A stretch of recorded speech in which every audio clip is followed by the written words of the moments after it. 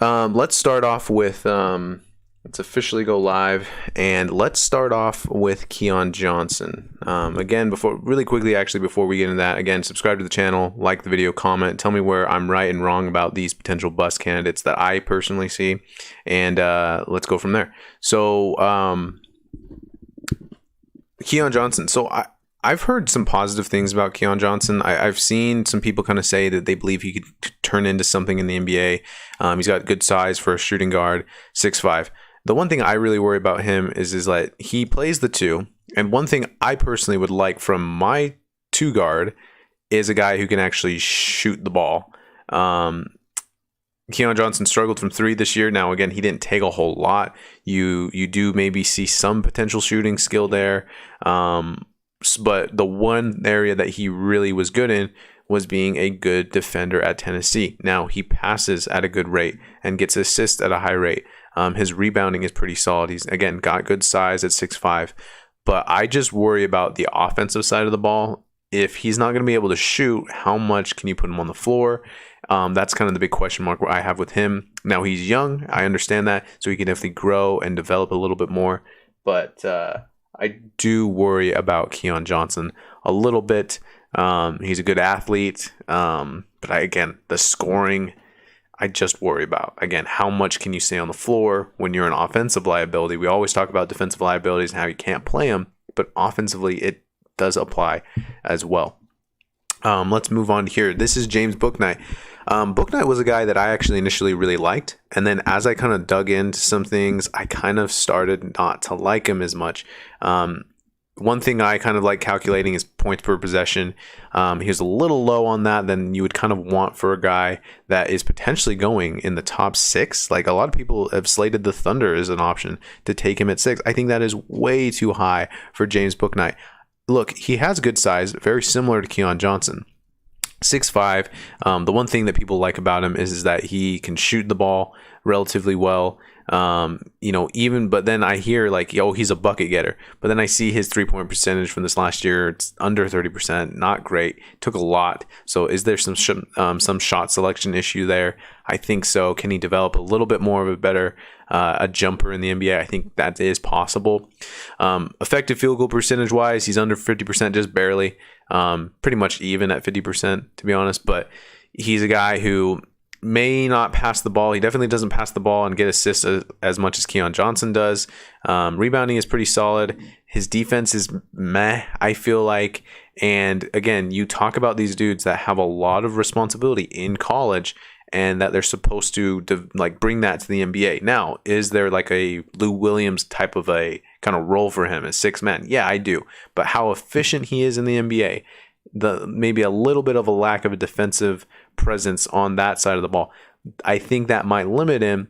And again, I wouldn't be using a 6th overall pick on James Bouknight. I'm worried that a team could potentially say, yeah, we're gonna try to trade up to get Bouknight, but then he doesn't work out and it's just a bad investment for the team. And look, I do see these guys ultimately succeeding in the NBA a little bit, but also we have to be realistic. These are guys that I'm looking at that I just don't know if we're going to see them reach their potential. So Bouknight falls into that category for me as well. The next player up is Jonathan Kuminga.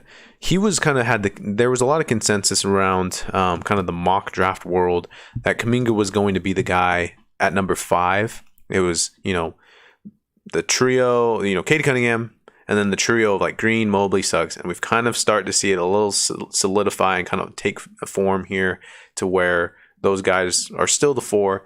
But then Kuminga was supposed to be number 5, and he is dropped now. And I look at some of his numbers and I drop him as well.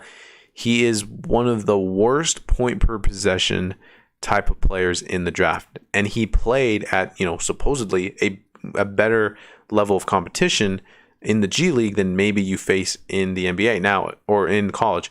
Now, I will be totally honest and, kind of be transparent on this. He does play in the G League this year, him and Jalen Green, but in a year where there's just so many issues with COVID.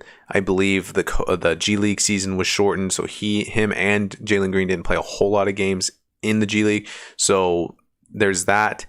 I also look at shot selection as well. He's a very good 3-point shooter. He took 9 threes in the G League, was making 4 of them. 46% is what his average was on the season.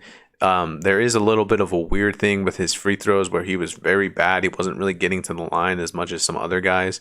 And so that was a little bit, worrisome. Is he just a guy who's going to sit out and shoot a lot of threes? And then you look at his 2-point or just his regular field goal percentage. It was 39%, just his field goal percentage. For your field goal percentage to be that low while at the same time your 3-point percentage is super high, that tells me something, right? Is he struggling to score around the basket? Is he not taking great shots from inside the arc? Definitely something to be a little concerned about. There is a little bit of passing skill that I see from Kuminga, but nothing crazy. Again, the effective field goal percentage for Kuminga was 43%. That is bad. Effective field goal percentage, a lot of the time when you're transitioning from college to the NBA, people say, points are obviously not going to translate because you have a different role. Shooting numbers relatively translate, but, sometimes they're improved, sometimes they go down because the usage isn't as high. His is at a 43. His effective field goal percentage is 43. The average of the NBA for effective field goal percentage among players was 54. So being almost 10% less than what the average is in the NBA is a little worrisome, because how much can he creep up to become better? Little worrisome. That's something that I kind of look at, and it kind of turns me off of him as a prospect that I would take, honestly, in the top 10. I have him outside of the top 10 on my personal big board. So let's move forward here. Next, we have Corey Kispert.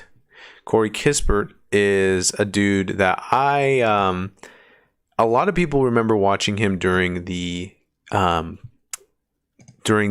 college basketball, run of the Gonzaga Bulldogs. He's a guy that is a great shooter. He's older. So that is also another thing that you're kind of just like, how much has he peaked as a player? And so Corey Kispert is definitely a guy that I worry about in some regard, because I just don't know if he's going to be a guy who can really translate in the NBA, athletically. Is he a guy who is going to be able to defend? We watched in the Baylor Gonzaga national championship game. He just looked like he completely was just out of the game. And it was really hard for me to watch that and be like, oh yeah, like he could, maybe, hold his own on defense a little bit. He doesn't need to be a shutdown defender, but he definitely needs to be something that's better than what he showed. And I just don't know if the athleticism is there at all for Corey Kispert. Again, you're getting a dead-eye shooter. Dude shot 64% effective field goal percentage. Super great. It's like the opposite of Jonathan Kuminga, who we talked about. I think he's really good in that regard. Obviously, a great 3-point shooter, 44% from 3, 53% overall from the field, 88% free throw shooter, solid. But can he get to the line in the NBA? I don't think he's really going to be providing too much passing and being a guy who can rebound and assist. So you're talking about JJ Redick, you're talking about Kyle Korver, where they're going to shoot the 3 very, very well. I think that's going to translate in the NBA. But does anything else? Is there anything else that can kind of separate him from just being a Kyle Korver-esque player? I don't know if there is. I don't see the athleticism, and I don't see the upside with Corey Kispert going in the top in the lottery. I see him as more of a mid 20s type of a guy. But again, I think if he also needs to land on a team that needs shooting too. So maybe it works out if he lands to the right team. But if you're expecting him to be like going at number whatever to a team that was missing the playoffs, I just don't know of how good of a contributor he will be. Last one I want to talk about is Cam Thomas out of LSU.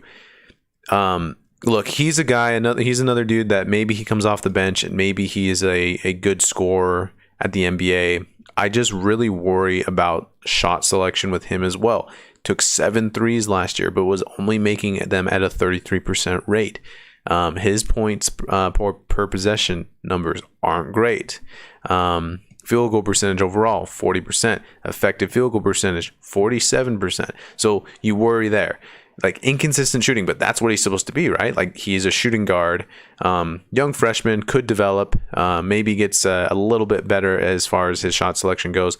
There is some potential of him getting better. He did get to the free throw line a good amount of times and shot 88% from the field.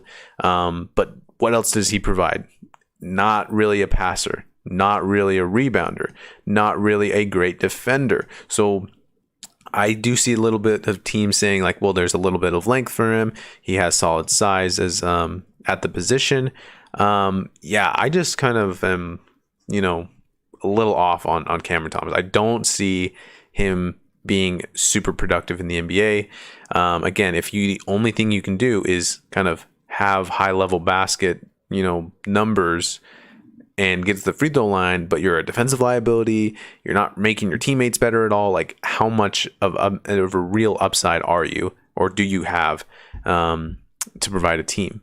So those are my guys. Again, in review, they were Cameron Thomas that we just talked about right now, along with Keon Johnson, James Bouknight, Corey Kispert, and Jonathan Kuminga. These guys are, I just worry about where they're going to go. The team that selects them, I hope it's just the right fit for them. And we'll talk about that more after the draft has happened tomorrow morning.